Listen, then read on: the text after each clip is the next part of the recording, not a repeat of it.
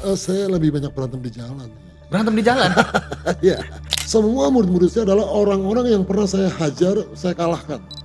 Kan Bang Linson kemarin kita undang ke sini, Oh, iya. katanya Linson terkuat Ya, di kelas ringan. kalau yang terkuat saya percaya, tapi kalau yang terbaik belum tentu. Oke. One Pride MMA Podcast. Check. Halo, Bang Haji Susilo. Halo, Gimana Bang kabarnya Bang? alhamdulillah baik. Saat ini aktivitasnya apa Bang? Saat ini saya lagi baru bikin camp baru ya, Oke. Bogor Fighting Camp. Kebetulan selama pandemi ini kan camp-camp yang di Jakarta agak vakum.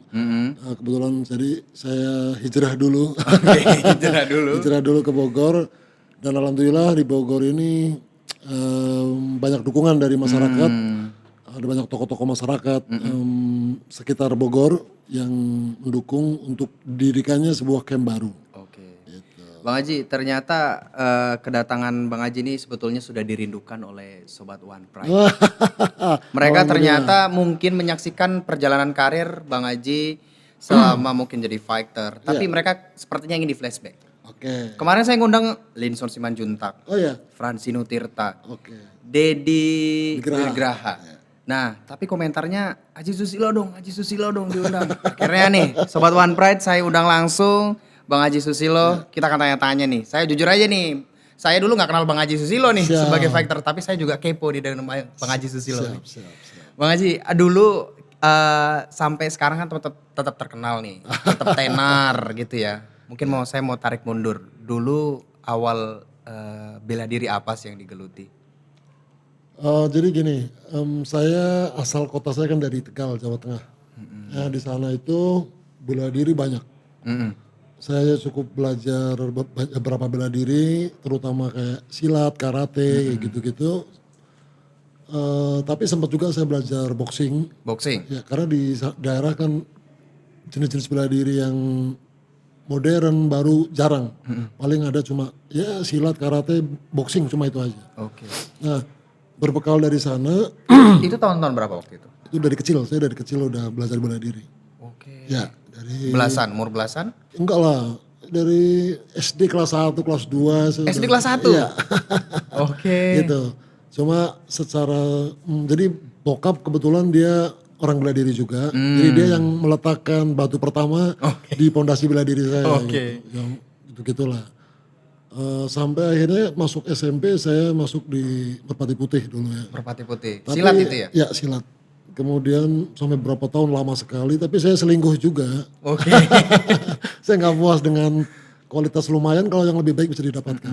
Jadi saya belajar juga karate, saya belajar boxing dan macam-macam lagi. Oke. Ceritanya gitu lah. Nah itu kompetisi apa dulu yang sempat ikuti? Silat juga kompetisi? Kompetisi beberapa saya ikuti, tapi saya nggak pernah menang. Nggak pernah menang? Nggak pernah menang, tapi bukan karena kalah. Kenapa itu? Diskualifikasi. Loh, kenapa kok Didis? Saya nggak puas. Kalau silat kan nggak boleh mukul muka. Oh. Dan jarang yang memperbolehkan nendang kepala, itu jarang. Ada batasan Ada ya? batasan, dan buat saya kurang puas dengan itu. Bukan berarti silat jelek, bukan. Cuma memang kebetulan kebutuhan saya itu pengen yang all out. Pengen yang benar-benar berantem beneran deh. Kan kalau di jalan kan berantem harus pukul muka malahan. Nah, kalau mukul muka nggak boleh, gimana saya bisa bela diri yang benar gitu ceritanya zaman. Oh berarti dulu orang tua memang disilat ya? Background silat? Bokap dulu malah mendirikan namanya Yusika. Yusika itu apa? Judo, silat, karate. Oh gabung? Jadi digabung jadi satu, kemudian itu yang dilatih sama bokap. Itu pertama ikut itu dulu? Basicnya itu. Oh, basicnya itu. Nah terus sudah belajar silat, terus beberapa yang lain. Benar-benar ikut kompetisi itu waktu MMA atau sebelum itu juga ikut kompetisi kalau gitu berarti? Saya lebih banyak berantem di jalan. Berantem di jalan? Iya, iya. Ikut tawuran gitu maksudnya? Enggak. Saya lebih ke gentle. Jadi kalau saya nggak suka sama orang, saya akan samperin dia. Saya bilang saya nggak suka sama kamu, kita duel. Oke. Bukan karena perempuan kan bang? Oh enggak, Enggak ya? kadang-kadang aja. Enggak, lebih ke apa sih, zaman itu kan waktu masih ya anak-anak belasan tahun, ke ego. Artinya pengen pembuktian lah gitu. Ini orang gede banget, lebih gede dari gue, lebih kuat dari gue bisa ngalahin dia nggak ya gitu. Lagian ini orangnya nyebelin juga sih gitu. Ya zaman-zaman segitulah. Akhirnya tapi saya gentle ngomong sama dia, saya nggak suka sama kamu, saya nggak suka dengan gaya kamu, dan kamu buat saya menyebalkan. Kita berantem aja deh. Begitu berantem, saya nggak pernah kalah. Alhamdulillah nggak pernah kalah. Tapi habis berantem itu justru kita jadi teman. Oh, habis berantem jadi teman? Iya, karena saya orangnya apa sih benar-benar apa ya? Ya dari kecil mungkin itu yang disebut dengan sportivitas. Berantem aja. Tapi setelah itu ya kita kemanusiaan. Saya bawa dia ke puskesmas, zaman dulu kan puskesmas ya. Iya. Belum ada betadin, masih ada obat merah gitu. Iya. Nah itu biasanya kalau berantem Ya. karena apa? Crashnya karena apa biasanya? Kebanyakan yang sering saya belain teman. Belain teman. Teman dibully, dipalak. Nah saya selalu ada. Selalu ada untuk mereka, biasanya begitu. Sempat ada julukan gak sih bang kayak gitu waktu itu? Di jalan maksudnya. Iya, julukan tuh Bang Haji. Nggak ada sih julukan khusus, enggak. Cuma mereka hampir semua orang tahu saya gitu. Semua orang tahu Hampir ya. semua orang tahu saya. Kayak preman kampungnya di situ ya. Mungkin saya kalahin semua preman-preman kampungnya. Iya. Oke. Itu akhirnya serius untuk terjun ke bela diri yang benar-benar profesional itu umur berapa lagi tuh? Itu waktu itu saya sudah di Bandung. Oh pindah ya dari Tegal tadi. Tegal ya, dari Tegal Jawa Tengah. Saya umur 19 tahun merantau ke Bandung. Pertama kali saya kerja di pabrik dulu. Kerja di pabrik dulu. Kerja di pabrik berapa 6 bulan kalau nggak salah. Terus saya ngerasa ini bukan dunia saya. Di dalam kerjaan itu saya akhirnya ngajar bela diri. Ngajar bela diri? Ya, karyawan-karyawannya saya ajar bela diri. Dan kebetulan saya ada sedikit ilmu pengobatan tradisional. Kalau zaman dulu masih pakai refleksiologi, masih pakai jamu-jamuan, tenaga dalam, kayak gitu kan. Saya masih pakai itu, tapi alhamdulillah pada sembuh. Akhirnya, loh kok pendapatan saya dari kerjaan, walaupun saya manajer. Oh di pabrik itu? Di pabrik itu saya statusnya manajer umur 20 tahun. Saya jadi manajer di pabrik tekstil ya. Tekstil. Tapi gaji menurut zaman itu lumayan. Tapi penghasilan saya jauh lebih besar dibandingin dengan kerja di pabrik. Dari penghasilan ngajar sama pengobatan tradisional. Akhirnya buat apa juga saya kerja. Lagian saya emang ngerasa bukan dunia saya, di dunia kerjaan kayak gitu. Terus saya pamit, saya resign. Umur 20 tahun saya buka rumah sakit tradisional. 20 tahun itu? Ya, umur 20 tahun saya masih ingat banget tahun 95-an lah ya. Saya baru lahir tuh ya. 95 bang. Ya, umur berapa sekarang? Sekarang mau 26. Kita nggak jauh berarti. Oh nggak jauh, oke siap. Beda-beda tipis lah. Beda-beda tipis. Ya. Saya 27-an. 27-an? Sisanya. Bang, waktu itu dirikan di pabrik ya? Masih karyawan di pabrik, abang ajak gitu. Nggak ada sempet pro kontra gitu? Oh ada banyak, bahkan saya berantem di pabrik juga sering. Lah. Ya karena kan saya nggak bisa sebutin nama perguruannya ya. Di situ waktu itu di Bandung lagi terkenal satu bela diri tarung bebas yang wow banget lah. Lagi booming banget lah gitu. Di era itu, Di zaman era itu. Lah saya orangnya justru nggak bisa ditantang. Di zaman itulah. Iya benar. Saya ngerasa, wow, dia gitu, terus dengan gayanya dan dengan logatnya, dengan arogansinya dia nyepelin orang lain, saya nggak bisa terima perlakuan seperti itu. Akhirnya justru saya niat banget untuk habisin mereka. Buset. Satu demi satu saya hajar habis, sampai akhirnya ya alhamdulillah saya nggak pernah kalah di jalan. Di jalan. Pernah nggak sih bang pada saat itu abang ditawari, kerja jadi gue aja, sama gue deh jadi bodyguard gitu, pernah nggak sih? Zaman itu belum. Belum ya? Zaman itu belum, karena masih ya, lingkungan pergaulannya kan juga masih terbatas banget. Gitu. Terus tahu MMA itu gimana awalnya tuh? Nah, pas saya lagi itu tahun 2002 kalau nggak salah. Udah 2002. 2002 saya, pertama kali umur 20 tahun itu, saya mendirikan sebuah bela diri sendiri, namanya Paksi. Paksi, itu apa tuh? Paksi itu kepanjangan dari Petarung Satria Indonesia. Oh itu makanya ada di bio sekarang ya? Ada? Oh oke. Jadi itu mungkin lebih tepatnya kayak MMA tradisional. MMA tradisional? MMA tradisional, karena zaman itu belum ada UFC, belum ada apalagi event MMA di Indonesia Iya, belum ada. Tapi saya ngerasa, lah kalau berantem kan harus bebas. Kita harus bisa ngatasi keroyokan, harus bisa ngatasi senjata tajam. Ya mau nggak mau kita harus benar-benar menguasai bela diri yang sepenuhnya. Baik itu stand up fighting, clinch fighting maupun ground fighting. Berdirilah paksi. Walaupun teknik bawahnya masih sangat terbatas. Background Amat gitu. sangat terbatas, tapi setidaknya ada lah. Saya ambil dari gulat sama dari silat. Dari gulat, dari silat. Iya, ya kunci-kuncian gitulah. Sama dari judo ya. Judo bantingannya gitu. Ya paling dikit-dikit lah. Tapi minimal saya bisa mendirikan sebuah bela diri yang skala itu paling lengkap. Gitu. Bang Haji dulu nggak takut ada dari pemerintah yang terlalu apa gitu nggak sih karena sering berantem di jalan gitu? Bang? Zaman segitu nggak ada rasa takut sih ya. Terus keadaannya juga beda kan. Keadaannya juga beda. Jadi ya udah hajar-hajar aja deh. Hajar-hajar aja ya. Nah kita lanjut nih, yang MMA tadi gimana itu awal? Nah dari situ paksi kurang berkembang karena dianggap terlalu keras. Karena satu-satunya aturan dalam paksi adalah nggak ada aturan. Salah satunya aturan nggak ada aturan. Nggak ada aturan. Jadi kita boleh pukul kemaluan. Ya prinsip saya gini. Saat kita berantem di jalanan, mana ada sih orang mau mikirin, jangan mukul kemaluan, juga boleh mukul belakang kepala. Gitu. Jadi saya ciptakan bela diri sebebas mungkin, sepraktis mungkin, secepat mungkin untuk bisa jatuhin lawan. Tapi resikonya muridnya nggak ada. Kemudian Iya bukan, paling banyak waktu itu cuma 20-30 orang lah. itu udah banyak bang. Iya cuma itu orang, sorry ya maaf, ini saya bukan ngomong besar. Semua murid-murid saya adalah orang-orang yang pernah saya hajar, saya kalahkan. Murid-murid yang Iya. digabung itu. Misalnya mereka punya basic bela diri apa, saya hajar habis, kita duel, dia kalah, dia belajar sama saya. Terus akhirnya kita jadi satu tim untuk mengembangkan paksi tadi. Itu berlanjut sampai tahun 2002, saya nonton UFC waktu itu ya. 2002 ya. Ya, nonton UFC, waktu itu nonton Royce Gracie. Host Gracie. Royce Gracie. Wah gila nih orang tarung. Saya ngomong dalam hati, ini kalau di Indonesia ada, saya pasti turun. Padahal kondisi saya waktu itu lagi betul-betul kondisi yang paling parah. Secara fisik.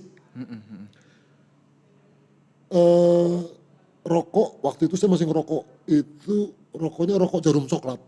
Itu 2 bungkus, 3 bungkus sehari. Sehari. Ya.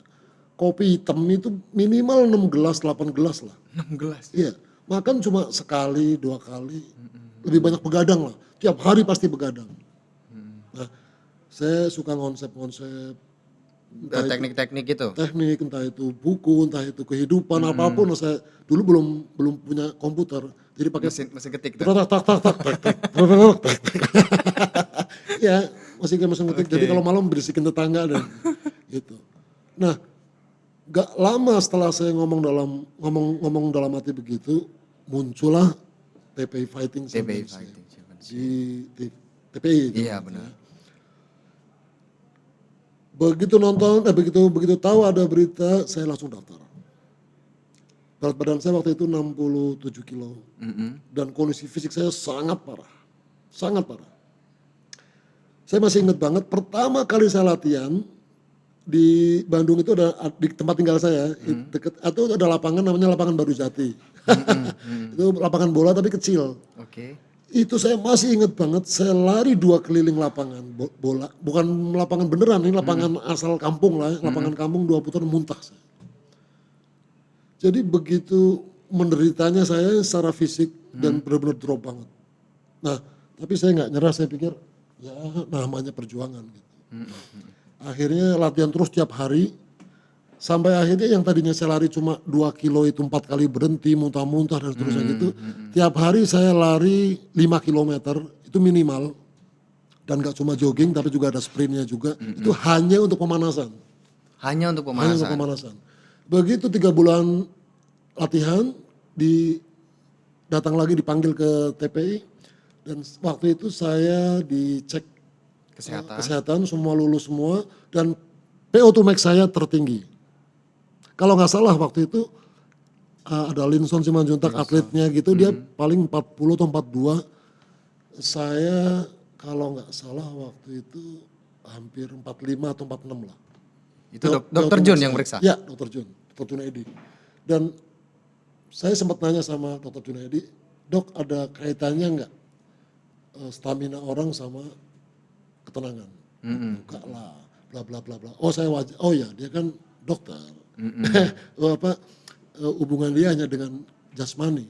Jadi wajar kalau dia mengatakan begitu, wajar banget.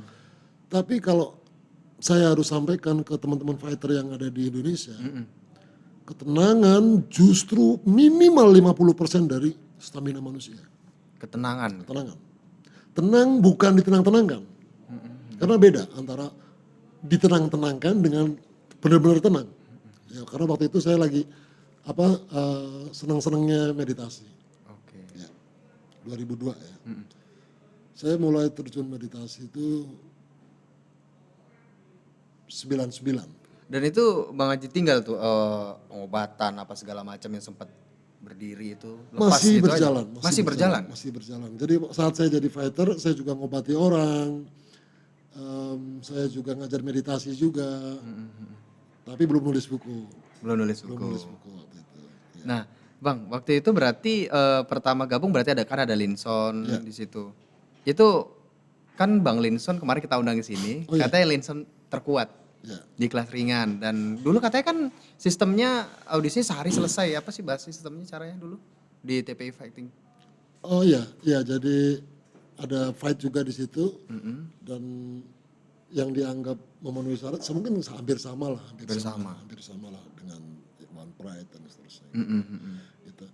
Ya kalau dibilang terkuat ya mungkin aja dia kuat, cuma maksud saya kalau yang terkuat saya percaya, tapi kalau yang terbaik belum tentu. Oke.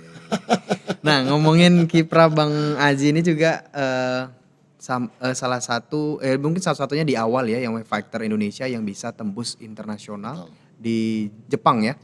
Pride. Nah itu gimana Bang? Awalnya tuh kok bisa ditawarin berangkat ke sana untuk kompetisi di sana gitu. Indonesia kurang puas kayaknya Bang ini tandingnya. Iya, iya. Jadi waktu itu zaman itu saya pernah mendapat nickname dari Indonesia sebagai the best fighter. The best fighter. Ya. Kemudian dari Jepang saya dapat nickname Jakarta Notora. Jakarta Notora. Ya, Harimau Jakarta. Jadi ibu kota Indonesia kan Jakarta. Jadi maksudnya harimau Indonesia maksudnya. Oke. Jadi kalau sekarang ada harimau mana? Ada sih. Sumatera, ada harimau apa lagi? Banyak harimau, ya kan saya Indonesia. Oke, rajanya harimau lah ya gitu ya. Nah, dulu di TPI Championship yang paling berat lawannya siapa emang Bang? Ada nggak? Sebenarnya kalau sudah di 5 besar lah, 5 besar itu nggak ada yang berat, nggak ada yang ringan. Tergantung persiapannya seperti apa. Gitu.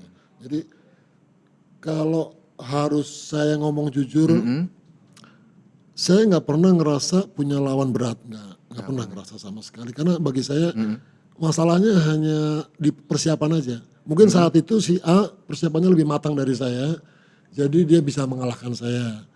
Tapi kalau udah di 5 besar susah mengatakan siapa yang paling kuat, nggak bisa. Bisa dibuktikan kalau seandainya di kita aja nanti One Pride misalnya si A kalah sama si B. Tapi si B ini persiapan lagi mati-matian bisa jadi dibalik. Itu kalau 5 besar. Yeah. Tapi kalau udah di bawah 5 besar sih memang jelas dia di bawah yang 5 besar tadi. Gitu. Kan gak bisa dipungkiri juga nih ya Bang. Bang Aji Susilo adalah saksi hidup perjalanan MMA di Indonesia. Iya, sebenarnya kalau mau jujur kalau kita mau ngomong apa sih ya? Seru-seruan lah ya. Iya. Apa sih saya bahasanya apa ya? Bapaknya MMA Indonesia itu siapa? Bapaknya benar-benar bapaknya MMA Indonesia. Walaupun mungkin saya pernah kalah dari petarung Indonesia lagi yang lain, tapi kalau mau jujur, orang Indonesia pertama yang bisa mengibarkan merah putih di kancah internasional itu cuma Aji Susilo. Iya, cuma itu kan sejarah. Mana bisa dirubah. Ini saya dulu pernah juga, tapi saya gagal. Ya. Nah, makanya itu Bapak MMA Indonesia, saya ingin tanya nih. Oke. Mulai dulu kan sempat hidup, terus sempat mati suri dari TBI, terus ada RCTI sempat Betul, juga, betul. terus mati suri. Kita katakan seperti itu, terus hidup lagi dengan adanya One Pride. Betul. Apa yang Bang Aji rasakan sebagai Bapak MMA Indonesia? Ya, pertama mungkin saya sangat berterima kasih banget sama teman-teman seangkatan ya, terutama Francino. Dia bisa meng-create sebuah acara yang bisa dijadikan benar-benar pijakan buat para fighter-fighter yang sekarang, angkatan-angkatan sekarang untuk berkarya di sana. Dan ini penting banget karena memang di sana pasti akan ada banyak edukasi tentang metode latihan, minimal metode latihan, program latihan dan seterusnya gitu. Cuma memang itu baru basic.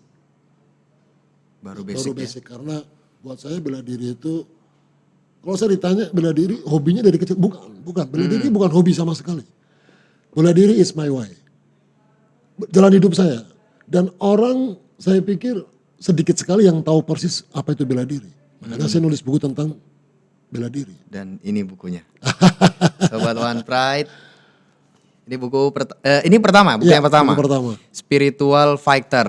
Nah, Bang Haji mungkin sambil diceritakan nih, Spiritual Fighter Ya. ini kenapa mau nulis ini? Ya. Kemudian isinya apa sih? Oke, teman-teman, jadi buku Spiritual Fighter ini terus terang kalau saya harus jujur, ini 15 tahun. 15 tahun. 15 tahun saya melakukan perenungan, saya menemui beberapa teman-teman senior, orang-orang yang lain untuk sekedar ya bukan konfirmasi juga, saya pengen tahu cara pandang mereka tentang bela diri itu seperti apa, dan tidak berarti saya mengambil dari pandangan mereka, enggak.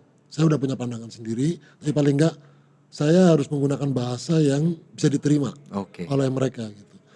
Jadi kalau teman-teman pengen tahu tentang ajaran bela diri yang sesungguhnya adalah bahwa jika kita terjun ke bela diri, kemudian kita berhasil menjadi petarung, itu udah termasuk seleksi loh. Karena nggak semua ahli bela diri bisa jadi fighter. Begitu dia masuk jadi fighter, itu baru gerbang masuk pertama. Kemudian dia bertarung dan berhasil menjadi juara, maka dia baru menguasai tangga pertama dari ajaran bela diri. Tangga pertama. Ya. Nah bahkan disebut tangga pertama pun belum lengkap. Kenapa? Karena tangga pertama itu isinya 3. Apa itu, Bang? 3 lapis.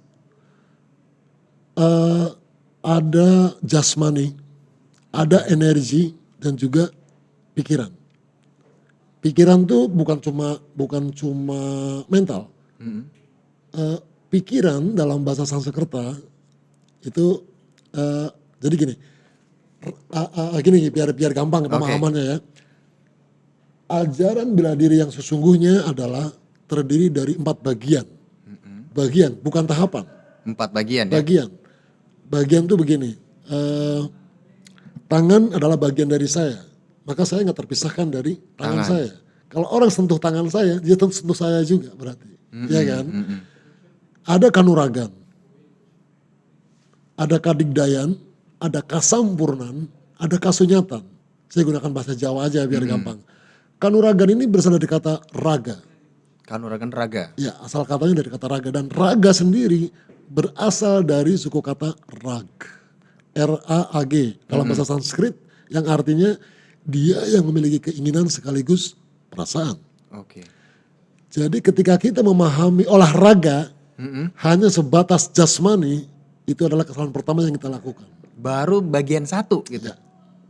Jadi kalau kita berolahraga berarti kita melibatkan jasmani, melibatkan energi, juga melibatkan feel, perasaan, pikiran. Kita akan senang setelah olahraga, atau dengan olahraga kita menjadi senang. Atau jangan pernah lakukan olahraga kalau kamu lagi nggak mood, pasti cedera. Artinya olahraga itu melibatkan jasmani kita, energi kita, juga pikiran kita. Contoh misalnya kayak Anda baru putus cinta misalnya. Oke, asik nih. Ya. Terus suruh latihan, boro-boro, mandi aja nggak mau, males. Apalagi suruh latihan kan gitu. Benar. Ini olahraga. Jadi olahraga ini yang melibatkan 3 lapisan di dalam diri kita itu gitu. Itu baru langkah pertama. Baru langkah pertama ya. Baru langkah pertama. Jadi langkah pertama bukan berarti selesai dalam satu etape pertama. Belum, baru langkah pertama doang. Gitu loh. Kemudian dia jadi juara nih. Juara One Pride misalnya gitu. Terus dia bisa teriak-teriak bodoh-bodohin orang atau ceng-cengin orang. Aduh, Jang, tong gitu atuh. Jang, aduh kamu mah baru, aduh jangan begitu. Kamu baru masuk ke tangga pertama. Ya, tangga pertama. Ya bukan berarti itu jelek, tapi itu sebuah proses memang. Biasanya euforia. Ada kan orang baru juara atau baru dikenal, ya saya udah ngalamin berkali-kali. Nah, iya benar. Oh, itu memang ada rasa, ya boleh nggak apa-apa, tapi jangan lama-lama dan jangan keterlanjuran. Gitu loh. Ya cukup seneng-seneng aja, bangga-bangga boleh lah. Tapi jangan lepas kendali bahwa you baru ada di langkah pertama. Dan itu abang tuangkan semua di dalam buku ini. Iya, gitu. Jadi buku ini mencoba untuk menjelaskan tentang kanuragan, kadikdaya, adidaya. Kekuatan terbesar dalam diri manusia adalah cinta kasih. Baru setelah manusia mengenal kasih dalam dirinya, maka dia baru layak disebut manusia. Sebelum dia mengenal kasih, dia nggak ada bedanya dengan binatang. Kenapa? Binatang butuh makan, kita juga butuh makan. Binatang butuh seks, kita juga butuh seks. Binatang butuh kenyamanan, rumah, tempat tinggal, kekuasaan. Kita juga butuh tempat tinggal, kenyamanan. Kalau kita sudah cukup punya pekerjaan, pengetahuan bagus, istri cantik atau pasangan yang bahenol, kemudian kita cukup banyak harta, terus kita bangga, ngapain? Pencapaian kamu masih sama dengan pencapaian binatang. You belum jadi manusia. Di buku ini saya jelaskan itu. Baru setelah you mengenal kadikdayan, cinta kasih. Saya belajar bela diri kemana-mana, dengan banyak guru, berantem dengan siapapun juga, ternyata pukulan yang paling bikin KO apa? Cinta kasih. Cuma itu aja. Hanya itu. Itu bahasa yang tertinggi. Itu pun baru memanusiakan kemanusiaan dalam diri kita. Sedangkan dalam diri manusia ada lahiriah, ada batiniah, ada ilahiyah. Ya, yang ilahiyah ini adalah ketika kita bisa melampaui suka duka, melampaui dualitas kehidupan. Itu disebut kesampurnan. Sempurnalah kita sebagai insan. Tidak ada manusia yang sempurna, saya percaya, saya tahu. Tetapi kesempurnaan hidup bisa kita dapatkan. Asik. Nah bang, kalau buku yang ini gimana ceritanya bang? Oh yang kedua ya, oke. Buku yang kedua ini sebenarnya hampir mirip-mirip, tapi bisa dikatakan kelanjutan dari buku ini. Kelanjutan. Ya, karena langit kehidupan menggapai cinta yang tak bersyarat dan tak terbatas. Ya. Ini lebih ke kasunyatan sebenarnya. Ya, karena kan di sini kasunyatan nggak bisa saya jelaskan lebih lanjut. Fighter urusannya masih sama berantem mulu, terlalu jauh nanti kalau saya bahas di sini. Jadi di buku yang kedua inilah baru saya jelaskan tentang kasunyatan. Kalau cerita anekdot gini, konon kehidupan hakiki manusia bisa didapatkan setelah kita mengenal Tuhan dalam diri kita. Sebelum kita mengenal Tuhan dalam diri kita, kita masih sama dengan binatang. Kira-kira begitu kan, bahasanya begitu. Kemudian orang banyak, kok saya jadi cerita spiritual kayak gini. Gak apa-apa. Ya. Kemudian orang banyak beramal soleh, dia bersedekah di mana-mana untuk menemukan Tuhan dalam dirinya. Dia lupa bahwa Tuhan tidak bisa ditemukan dalam satu sisi. Tuhan mencakup keduanya. Jangan kita kemudian menjauhi yang kita anggap jelek, padahal belum tentu itu adalah sebuah kejelekan mutlak. Bisa jadi di balik kejelekan itu ada banyak kebaikan. Makanya saya katakan dalam buku yang pertama dulu, saya katakan nggak masalah kamu gini. Kodok lahir sebagai kodok, mati sebagai kodok. Manusia enggak. Dia bisa lahir sebagai apapun, dari manapun, tapi asal dia terus mau belajar dan berusaha, dia bisa menjadi apapun yang dia inginkan.